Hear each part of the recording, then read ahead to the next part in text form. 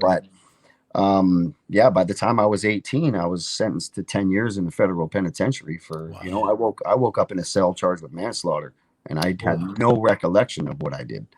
So like that was the life-changing moment for me. And I didn't deny anything that I did. And that's one thing about me is I don't deny things. If I did it, I'm guilty. Let's get the process started. I'll plead guilty today. I don't believe I was guilty of what I did, but I woke up in a cell and they said what I said, and I said, okay, well, you know, they offered me the maximum sentence, 14 years. I fought it. They shaved a few years off the top, and you know, here we are.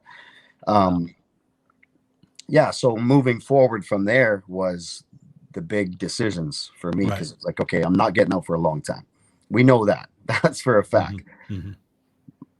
Me recognizing what my issues were with substance abuse and association and living that lifestyle, it's not sustainable for any man or woman. It's you're going to end up locked up or you're going to end up dead. So like even rewinding back 6 months before I went to jail, I had a son who passed away at birth when I was 18. Yeah, I mean it tore me apart, and you know, no man or father should ever have to put their son in the ground, you know. So I started drinking heavily and doing horrible things, you know, getting in drunk fights and hurting people. And you know, I went around robbing drug dealers. That's what I did. I was like, you know, these guys owe money, I'm collecting, I'm taking everything. So I went south. I wasn't like, you know, I wasn't like fucking with no bitches and things like that. I was like, you know, I'm gonna go after these kind of guys and I think I was looking for somebody to kind of end it for me, to be honest. I was going down that path, and if somebody was going to take my head off, they would have been probably doing me a favor at the time, is kind of the way I thought. Right. But so I changed my life. I made the decisions to just, you know, not go back to that.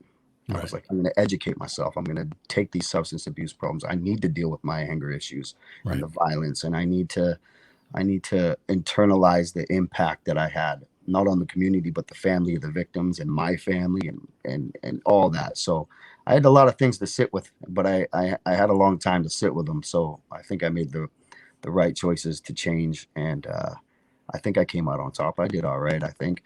Yeah, you absolutely did. You overcame it. I mean, that's the part of that's the miracle part, you know, that you were saved for a reason. You know, I That's mean, what I think. Everything happens for a reason. Like I believe that. even January 13th, I put my son in the ground. He died. He died on me. He died in my arms. 10 years to the day, January 13th, my daughter was born, and she's Wow. alive and well. Oh Yeah, my gosh, that's it's amazing. crazy. So everything happens for a reason. They even told me the due date.